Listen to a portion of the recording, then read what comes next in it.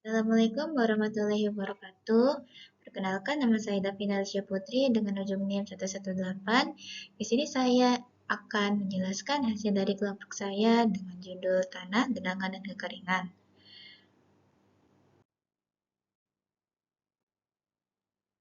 Tanah dikenal sebagai media tumbuh, yang berarti tanah dikenal sebagai media tempat tumbuhnya tanaman. Tanaman menyerap makanan dari dalam tanah untuk proses pertumbuhannya.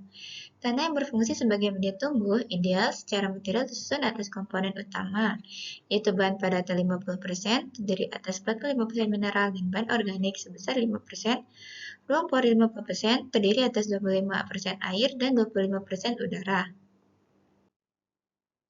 Faktor-faktor penting tanah sebagai media tumbuh itu, pertama ada unsur hara, karena tanah mengandung unsur hara yang diperlukan tanaman untuk tumbuh dan berkembang. Selanjutnya ada struktur tanah, di mana struktur tanah yang ideal memungkinkan tanaman tumbuh subur dan menghasilkan panen yang optimal. Selanjutnya ada keasaman tanah, di mana tanah tumbuh ideal pada pH tanah antara 5,5 sampai 6,5. Dan yang terakhir ada air tanah, tanah melarutkan mineral dan nutrisi penting dalam air tanah yang digunakan untuk fotosintesis. Lalu selanjutnya ada klasifikasi tanah. Yang pertama berdasarkan tekstur, terdiri atas tanah berpasir, tanah berdebu, tanah berlempung. Selanjutnya ada berdasarkan warna, yaitu tanah merah, tanah hitam, tanah kuning, tanah coklat. Berdasarkan komposisi kimia, ada tanah asam, tanah basah, tanah netral. Selanjutnya berdasarkan geonesa atau proses pembentukan, ada tanah residual, tanah transportasi. Lalu berdasarkan kesesuaian penggunaan, ada tanah subur, tanah marginal, tanah krisis. Lalu berdasarkan kehidupan organik, ada tanah humus, tanah gambut. Berdasarkan rekayasa sipil, ada tanah kohesif, tanah non-kohesif. Yang terakhir berdasarkan FAO atau WRB, yaitu Leftozoll, Fulvizol, dan Podzol.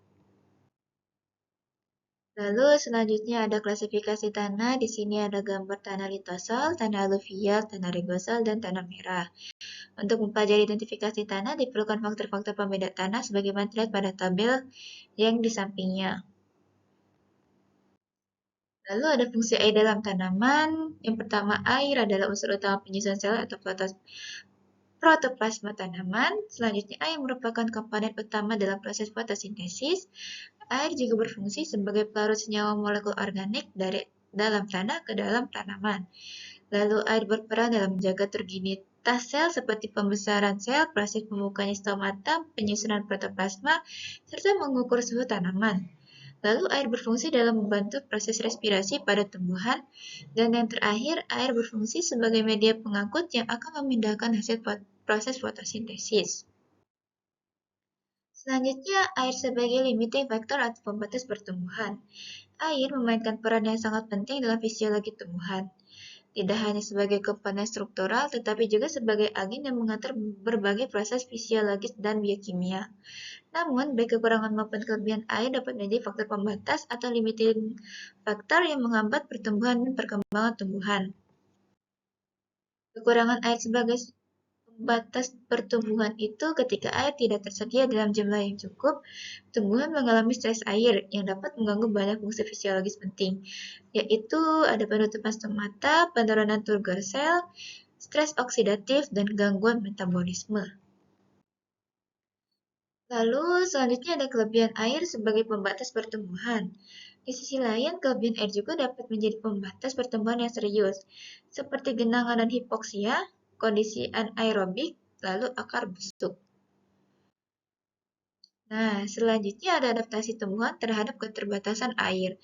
Tumbuhan telah mengembangkan berbagai adaptasi untuk mengatasi keterbatasan air, seperti xerofit dan efisiensi penggunaan air.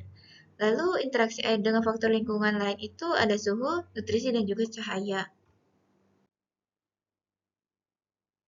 Kapasitas lapang diartikan presentasi kelembaban yang ditahan oleh tanah sesudah terjadinya drainase dan kecepatan gerakan air ke bawah menjadi sangat lambat.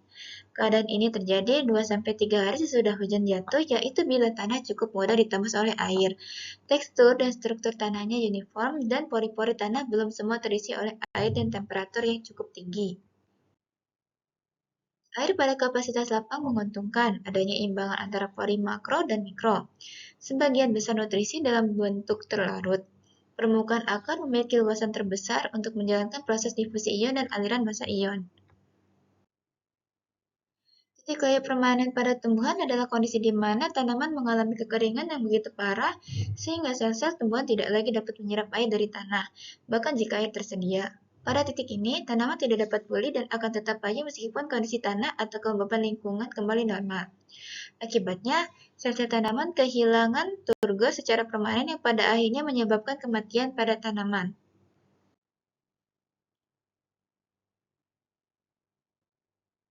Proses terjadinya titik layu permanen, pertama kehilangan air. Tanaman kehilangan air melalui proses transpirasi, terutama melalui stomata pada daun. Kelembaban tanah rendah, ketika kelembaban tanah menurun di bawah tingkat tertentu, akar tanaman tidak lagi mampu menyerap air dengan cukup efisien. Lalu selanjutnya penurunan tekanan turgor. Tekanan turgor adalah tekanan yang dihasilkan oleh air dalam vakuola memberikan kekakuan pada sel tumbuhan.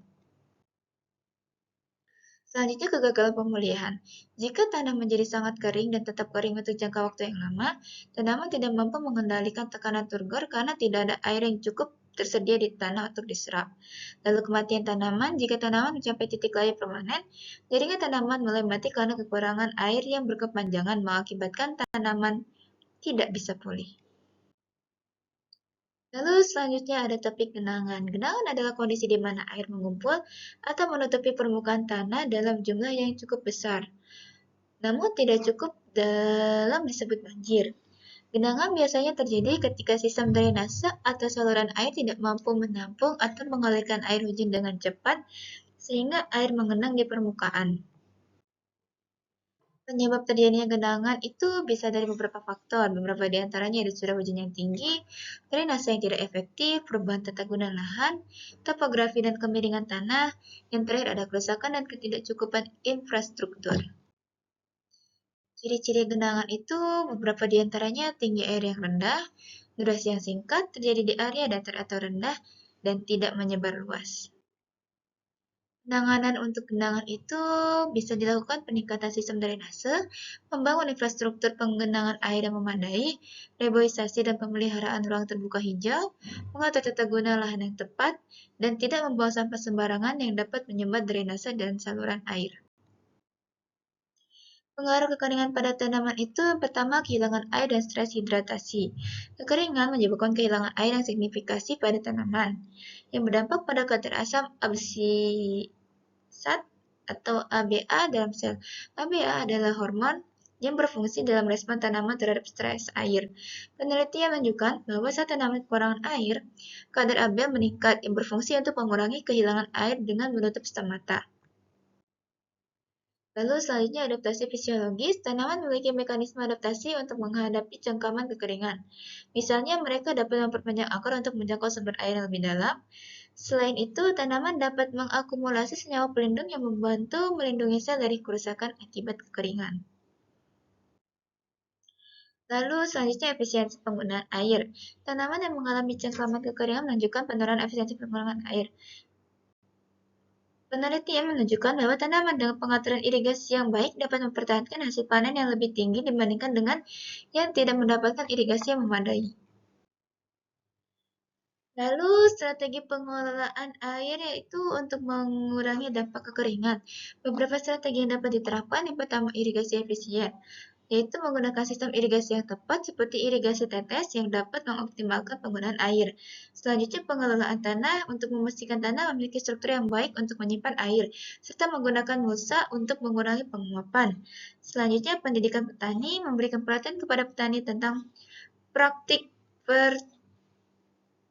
pertumbuhan lanjutan dan teknik irigasi yang efisien untuk meningkatkan ketahanan tumbuhan terhadap kekeringan. Secara keseluruhan, hubungan antara tumbuhan dan air sangat kompleks dan dipengaruhi oleh banyak faktor, termasuk jenis tanaman, kondisi tanah, dan manajemen air. Dalam menghadapi tantangan kekeringan, pemahaman yang baik tentang kebutuhan air tanaman dan strategi pengelolaan yang efektif sangat penting untuk menjaga produktivitas pertanian. Lalu curah hujan adalah salah satu sumber utama air bagi tumbuhan. Curah hujan cukup bisa mendukung pertumbuhan tanaman. Hal ini dikarenakan air hujan adalah cara alami dan efektif untuk mengaliri tanah. Namun, pola curah hujan yang tidak teratur dan berlebihan dapat menyebabkan masalah bagi lingkungan seperti genangan air yang dapat merusak akar tumbuhan dan mengurangi oksigen dalam tanah. Lalu ada cara mengatasi genangan air akibat curah hujan. Yang pertama menggunakan drainase yang efisien, yaitu membantu mengalirkan air dari tempat yang lebih rendah. Kedua, menggunakan jaringan drainase yang dibuat dari bahan tahan air, misalnya beton, pipa PVC, atau HDPE. Selanjutnya menggunakan sistem penampungan air berupa waduk, danau, atau bak penampungan air. Yang terakhir menggunakan teknologi geotekstil. Geotekstil ini dapat dipasang di bawah permukaan tanah. Nah, selanjutnya ini ada gambar tentang alat untuk mengukur curah hujan, jenis helman, dan juga alat ukur hujan digital, automatic rain. Terima kasih. Sekian presentasi dari saya. Kurang lebihnya saya mohon maaf. Assalamualaikum warahmatullahi wabarakatuh.